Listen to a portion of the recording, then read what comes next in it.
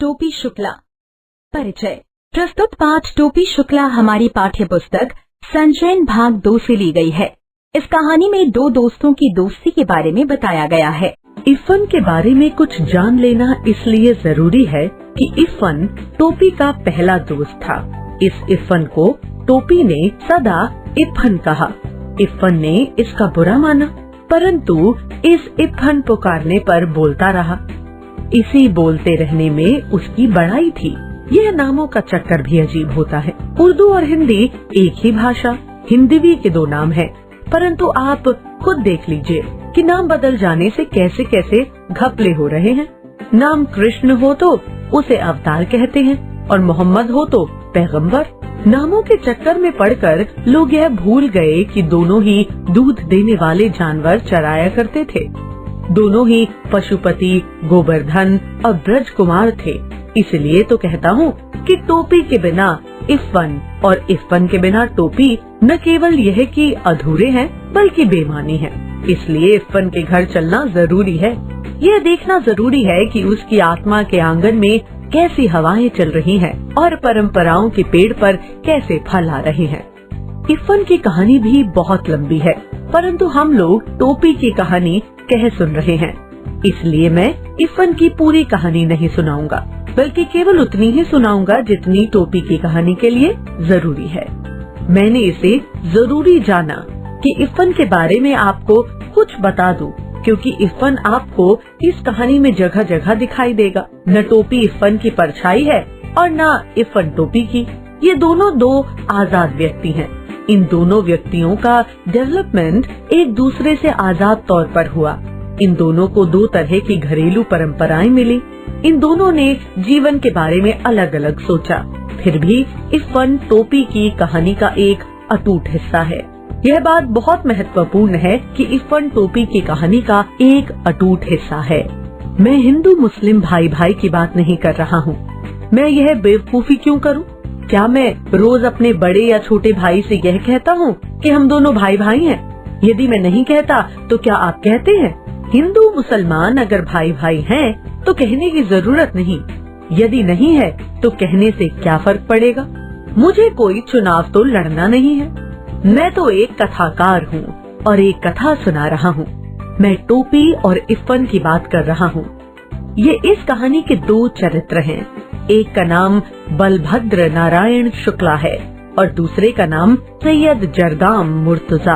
एक को टोपी कहा गया और दूसरे को इरफान। इरफान के दादा और परदादा बहुत प्रसिद्ध मौलवी थे।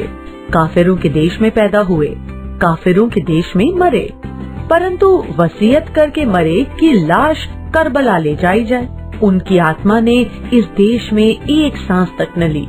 उस खानदान में जो पहला हिंदुस्तानी बच्चा पैदा हुआ वह बढ़कर इरफान का बाप हुआ। जब इरफान के पिता सैयद मुर्तजा हुसैन मरे तो उन्होंने यह वसीयत नहीं की कि उनकी लाश करबला ले जाई जाए। वह एक हिंदुस्तानी कब्रिस्तान में दफन किए गए। इरफान की परदादी भी बड़ी नमाजी बीबी थी।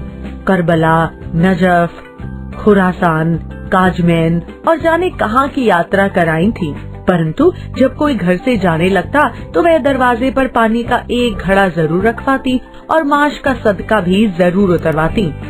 इरफान की दादी भी नमाज रोजे की पाबंद थी, परंतु जब इकलौते बेटे को चेचक निकली तो वह चारपाई के पास एक टांग पर खड़ी हुई और बोली, माता मोरे बच्चे को माफ कर दो। पूरब की रहने वाली थी। 9 या 10 बरस की थी जब ब्याह कर लखनऊ आई, परंतु जब तक जिंदा रही पूर्वी बोलती नहीं। लखनऊ की उर्दू ससुराली थी। वह तो मायके की भाषा को गले लगाए रही, क्योंकि इस भाषा के सिवा इधर उधर कोई ऐसा नहीं था जो उनके दिल की बात समझता। जब बेटे की शादी के दिन आए तो गाने बजाने के लिए उनका दिल फड़का, परंतु मौलवी के घर गाना बजाना भला कैसे हो सकता था? बेचारी दिल महसूस कर रह गई। हाँ, इरफान की छठी पर उन्होंने जी भरकर जश्न मना लिया। बात यह थी कि इरफान अपने दादा के मरने के बाद पैदा हुआ था। मर्दों और औरतों के इस फर्क को ध्यान में रखना जरूरी है, क्योंकि इस बात को ध्यान में रखे बगैर इरफान की आत्मा का नाक नक्शा समझ में नहीं आ सकता। इरफान की दादी किसी मौलवी की बेटी नहीं थी, बल्कि एक जमींदार की बेटी थी।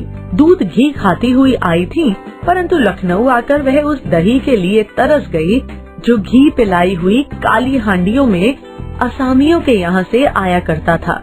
बस मायके जाती तो लपड़ शपड़ जी भर के खा लेती। लखनऊ आते ही उन्हें फिर मौलविन बन जाना पड़ता। अपने मियाँ से उन्हें यही तो एक शिकायत थी कि वक्त देखे न मौका, बस मौलवी ही बने रहते हैं। ससुराल में उनकी आत्मा सदा बेचैन रही। जब मरने लगी तो बेटे ने पूछा कि लाश करबला जाएगी या नजफ, तो बिगड़ गई। बोली, ए बेटा, जौन तू से हमरी लाश न संभाली जाए तो हमरे घर भेज दियो। मौत सिर पर थी, इसलिए उन्हें यह याद नहीं रह गया कि अब घर कहाँ है।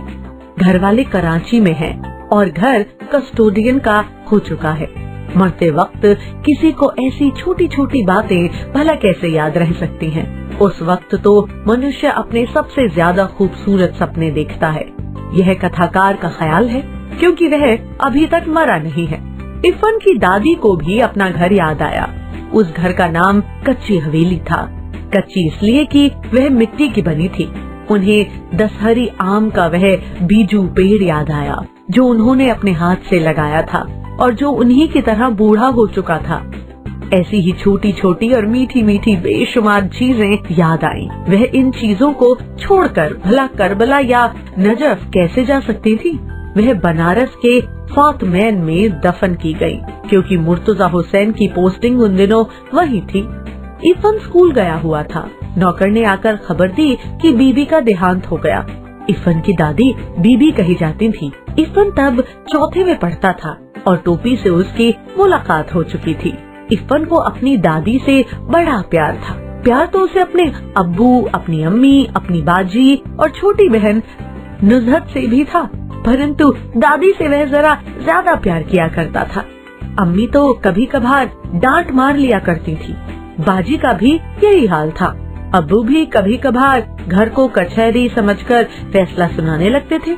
नुज़हत को जब मौका मिलता उसकी कापियों पर तस्वीरें बनाने लगती थी। बस एक दादी थी जिन्होंने कभी उसका दिल नहीं दुखाया। वह रात को भी उसे बहराम डाकू, अनार परी, 12 बुर्ज, अमीर हमजा, गुल बकावली, हातिम ताई, पंचफुल्ला रानी की कहानियाँ सुनाया करती थी। सोता है संसार, जागता है पाक परवरदिगार, आँखों की देखी नहीं कहती, कानों की सुनी कहती हूँ कि एक मुल्क में एक बादशाह रहा। दादी की भाषा पर वह कभी नहीं मुस्कुराया। उसे तो अच्छी भली लगती थी, परंतु अब्बू नहीं बोलने देते थे और जब वह दादी से इसकी शिकायत करता तो वह हंस पड़ती। अमोरा का है बेटा, अनपढ़ गंवारन की बोली तू काहे को बोले लग्यो, तू अपने अब्बा ही की बोली बोलो। बात खत्म हो जाती और कहानी शुरू हो जाती। तो ओ बादशाह का किहिस कि तुरंते एक ठो हिरन मार लिया वा। यही बोली टोपी के दिल में उतर गई थी। इरफान की दादी उसे अपनी माँ की पार्टी की दिखाई दी। अपनी दादी से तो उसे नफरत थी। नफरत जाने कैसी भाषा बोलती थी। इरफान के अब्बू और उसकी भाषा एक थी। वह जब इरफान के घर जाता तो उसकी दादी ही के पास बैठने की कोशिश करता। इरफान की अम्मी और बाजी से वह बातचीत करने की कभी कोशिश ही न करता। वे दोनों अलबत्ता उसकी बोली पर हंसने के लिए उसे छोड़ती, परंतु जब बात बढ़ने लगती तो दादी बीच बचाव करवा देती। तय काहे को जात है, उन सबन के पास मुंह पिटावे को झाड़ू मारे, चल इधर आ, वह डांट कर कहती, परंतु हर शब्द शक्कर का खिलौना बन जाता, अमावट बन जाता, तिलवा बन जाता और वह चुपचाप उनके पास। विवेक कुमार श्रीवास्तव के चैनल में आप सभी का स्वागत है। इस वीडियो को देखने के साथ साथ हमारे चैनल को सब्सक्राइब करें और बेल आइकन दबाएं। धन्यवाद। तोरी अम्मा का कर रही? दादी हमेशा यहीं से बात शुरू करती। पहले तो वह चकरा जाता कि यह अम्मा क्या होता है, फिर वह समझ गया कि माता जी को कहते हैं। यह शब्द उसे अच्छा लगा, अम्मा। वह इस शब्द को गुड़ की डली की तरह चुभलाता रहा, अम्मा, अब्बू, बाजी। फिर एक दिन गजब हो गया। डॉक्टर भृगु नारायण शुक्ला नीले तेल वाले के घर में भी 20वीं सदी प्रवेश कर चुकी थी, यानी खाना मेज कुर्सी पर होता था। लगती तो थालियां ही थी, परंतु चौके पर नहीं। उस दिन ऐसा हुआ कि बैंगन का भुर्ता उसे जरा ज्यादा अच्छा लगा। राम दुलारी खाना परोस रही थी। टोपी ने कहा, अम्मी जरा बैंगन का भुर्ता। अम्मी मेज पर जितने हाथ थे रुक गए, जितनी आंखें थी वो टोपी के चेहरे पर जम गई। अम्मी, यह शब्द इस घर में कैसे आया? अम्मी, परंपराओं की दीवार डोलने लगी। ये लफ्ज तुमने कहाँ सीखा? सुभद्रा देवी ने सवाल किया। लफ्ज? टोपी ने आंखें नचाईं। लफ्ज का होता है माँ? ये अम्मी कहना तुमको किसने सिखाया है? दादी गर्जी। ये हम इफ़न से सीखा है। उसका पूरा नाम क्या है? ये हम न जानते। तय कौनो मियाँ के लड़का से दोस्ती कर लिहिले बायका रे। राम दुलारी की आत्मा गनगना गई। बहू, तुमसे कितनी बार कहूँ कि मेरे सामने गवारों की ये जबान ना बोला करो। सुभद्रा देवी राम दुलारी पर बरस पड़ी। लड़ाई का मोर्चा बदल गया। दूसरी लड़ाई के दिन थे, इसलिए जब डॉक्टर भृगु नारायण नीले तेल वाले को यह पता चला कि टोपी ने कलेक्टर साहब के लड़के से दोस्ती गांठ ली है, तो वह अपना गुस्सा पी गए और तीसरे ही दिन कपड़े और शक्कर के परमिट ले आए। परंतु उस दिन टोपी की बड़ी दुर्गति बनी। सुभद्रा देवी तो उसी वक्त खाने की मेज से उठ गई और राम दुलारी ने टोपी को फिर बहुत मारा। ताए फिर जयब्बे ओ करा घरे। हाँ, अरे तोहरा हाँ में लुकारा आगे माटी मिलाऊ। राम दुलारी मारते मारते थक गई, परंतु टोपी ने यह नहीं कहा कि वह इफ़न के घर नहीं जाएगा। मुन्नी बाबू और भैरव उसकी कुटाई का तमाशा देखते रहे। हम एक दिन एको रहीम कबाबची की दुकान पर कबाबो खाते देखा रहा। मुन्नी बाबू ने टुकड़ा लगाया। कबाब? राम राम राम। दुलारी घिन्ना के 2 कदम पीछे हट गई। टोपी मुन्नी की तरफ देखने लगा, क्योंकि असलियत यह थी कि टोपी ने मुन्नी बाबू को कबाब खाते देख लिया था और मुन्नी बाबू ने उसे 1 इकन्नी रिश्वत की दी थी। टोपी को यह मालूम था, परंतु वह चुगलखोर नहीं था। उसने अब तक मुन्नी बाबू की कोई बात इफ़न के सिवा किसी और को नहीं बताई थी। तू हमें कबाब खाते देखे रही हो? ना देखा रहा ओ दिन? मुन्नी बाबू ने कहा। तो तुमने उसी दिन क्यों नहीं बताया? सुभद्रा देवी ने सवाल किया। ये झुट्टा है दादी, टोपी ने कहा। उस दिन टोपी बहुत उदास रहा। वह अभी इतना बड़ा नहीं हुआ था कि झूठ और सच के किस्से में पड़ता, और सच्ची बात तो यह है कि वह इतना बड़ा कभी नहीं हो सका। उस दिन तो वह इतना पिट गया था कि उसका सारा बदन दुख रहा था। वह बस लगातार एक ही बात सोचता रहा कि अगर एक दिन के वास्ते वह मुन्नी बाबू से बड़ा हो जाता तो समझ लेता उनसे। परंतु मुन्नी बाबू से बड़ा हो जाना उसके बस में तो था नहीं। वह मुन्नी बाबू से छोटा पैदा हुआ था और उनसे छोटा ही रहा। दूसरे दिन वह जब स्कूल में इफ़न से मिला तो उसने उसे सारी बातें बता दी। दोनों ज्योग्राफिया का घंटा छोड़कर सरक गए। पंचम की दुकान से इफ़न ने केले खरीदे। बात यह है कि टोपी फल के अलावा और किसी चीज को हाथ नहीं लगाता था। ऐसा ना हो सकता का कि हम लोग दादी बदल ले, टोपी ने कहा। तोहरी दादी हमरे घर आ जाएं और हमरी तोहरे घर चली जाए। हमरी दादी तब बोलियो तू ही लोगन को बोलती। यह नहीं हो सकता, इफ़न ने कहा। अब्बू यह बात नहीं मानेंगे और मुझे कहानी कौन सुनाएगा? तुम्हारी दादी को 12 बुर्ज की कहानी आती है? तू हमें एक ठो दादी और ना दे सकते हो? टोपी ने खुद अपने दिल के टूटने की आवाज सुनी। जो मेरी दादी है वह मेरे अब्बू की अम्मा भी तो है, इफ़न ने कहा। यह बात टोपी को समझ में आ गई। तुम्हारी दादी मेरी दादी की तरह बूढ़ी होंगी। हाँ, तो फिक्र न करो, इफ़न ने कहा। मेरी दादी कहती है कि बूढ़े लोग मर जाते हैं। हमारी दादी ना मरे है। मरेगी कैसे नहीं? क्या मेरी दादी झूठी है? ठीक उसी वक्त नौकर आया और पता चला कि इफ़न की दादी मर गई। इफ़न चला गया। टोपी अकेला रह गया। वह मुंह लटकाए हुए जिम्नेजियम में चला गया। बूढ़ा चपरासी एक तरफ बैठा बीड़ी पी रहा था। वह एक कोने में बैठकर रोने लगा। शाम को वह इफ़न के घर गया तो वहाँ सन्नाटा था। घर भरा हुआ था।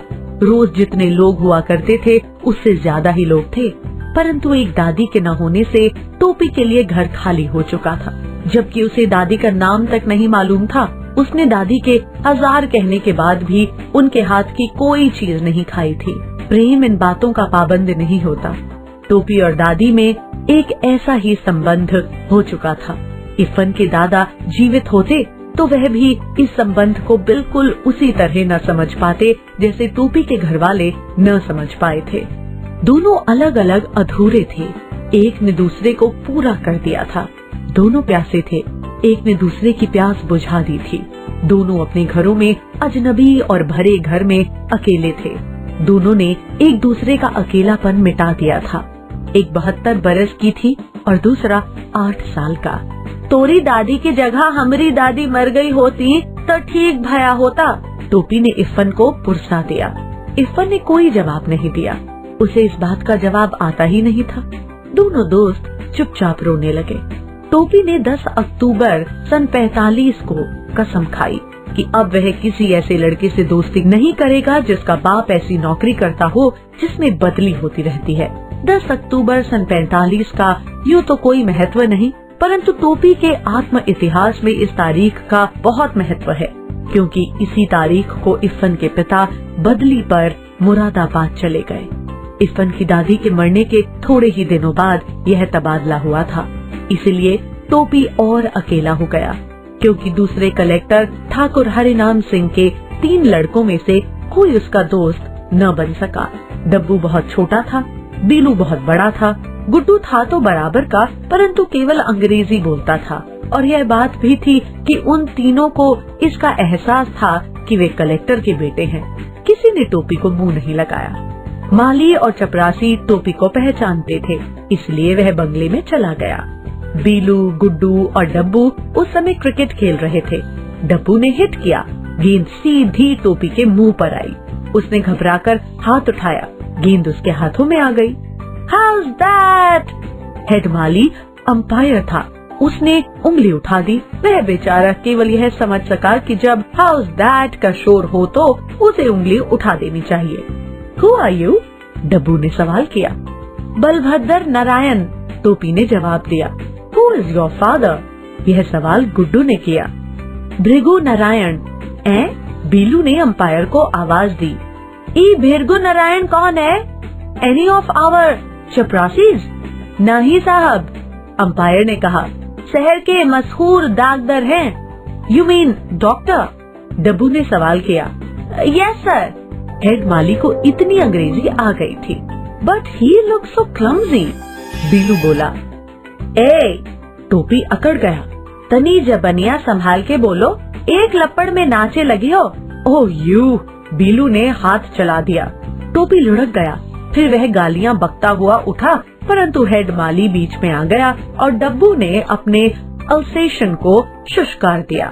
पीठ में 7 सुइयां भूखी तो टोपी के होश ठिकाने आए और फिर उसने कलेक्टर साहब के बंगले का रुख नहीं। परंतु प्रश्न यह खड़ा हो गया कि फिर आखिर वह करे क्या। घर में ले देकर बूढ़ी नौकरानी सीता थी जो उसका दुख दर्द समझती थी, तो वह उसी के पल्लू में चला गया और सीता की छाया में जाने के बाद उसकी आत्मा भी छोटी हो गई। सीता को घर के सभी छोटे बड़े डांट लिया करते थे, टोपी को भी घर के सभी छोटे बड़े डांट लिया करते थे, इसीलिए दोनों एक दूसरे से प्यार करने लगे। टेक मत किया करो बाबू।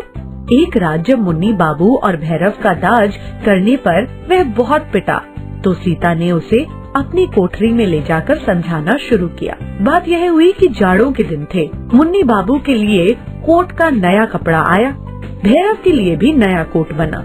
टोपी को मुन्नी बाबू का कोट मिला। कोट बिल्कुल नया था, मुन्नी बाबू को पसंद नहीं आया था, फिर भी बना तो था उन्हीं के लिए, था तो उतरन। टोपी ने वह कोट उसी वक्त दूसरी नौकरानी केतकी के बेटे को दे दिया। वह खुश हो गया। नौकरानी के बच्चे को दी जाने वाली चीज वापस तो ली नहीं जा सकती थी, इसलिए तय हुआ कि टोपी जाड़ा खाए। हम जाड़ा ओड़ा न खाएंगे, भात खाएंगे, टोपी ने कहा। तुम जूते खाओगे, सुभद्रा देवी बोली। आपको इहो न मालूम कि जूता खाया ना जात पहना जात है।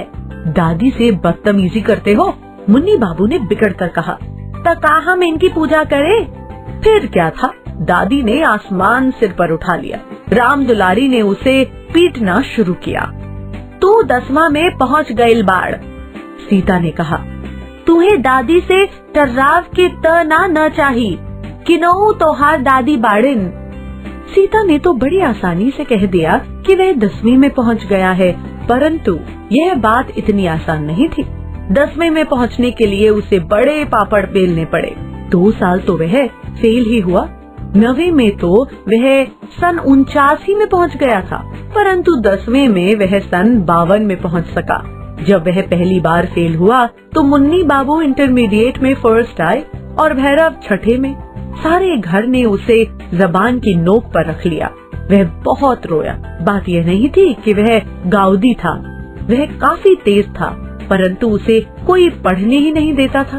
वह जब पढ़ने बैठता, मुन्नी बाबू को कोई काम निकल आता या राम दुलारी को कोई ऐसी चीज मंगवानी पड़ जाती जो नौकरों से नहीं मंगवाई जा सकती थी।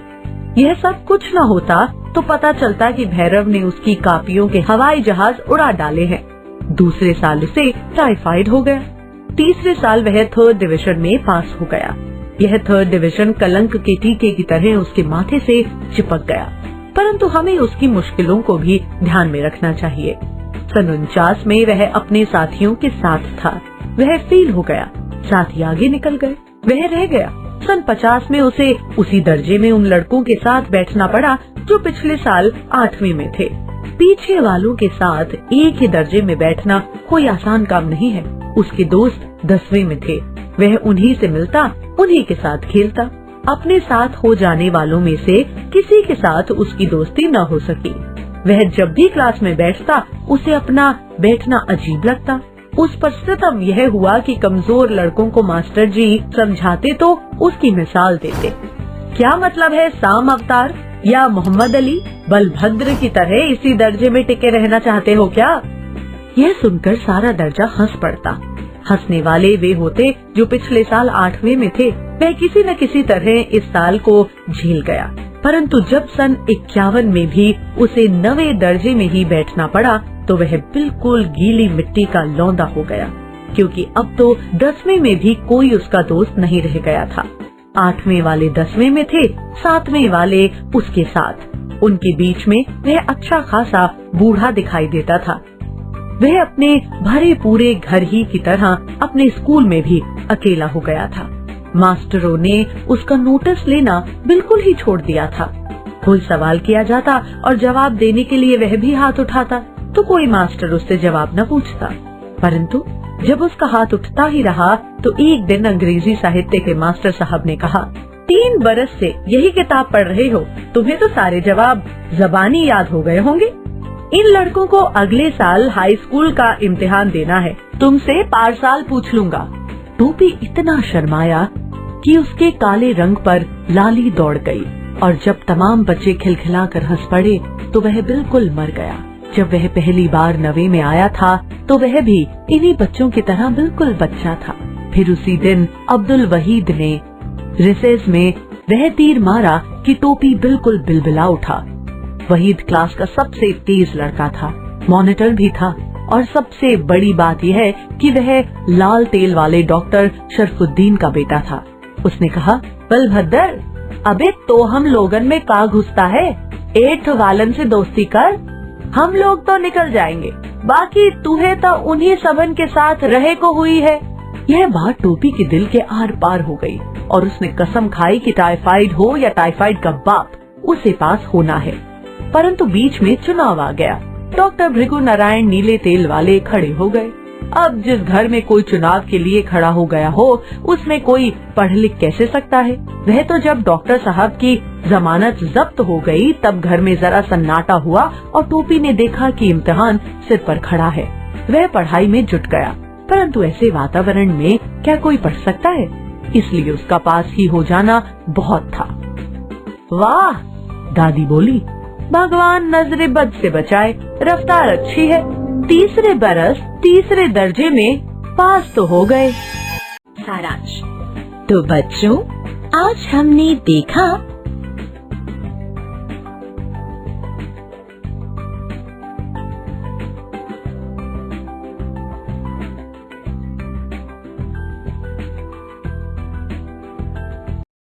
ऐसे ही और वीडियोस देखने के लिए हमारे वीडियो को लाइक करें, चैनल को सब्सक्राइब करें और बेल आइकन जरूर दबाएं।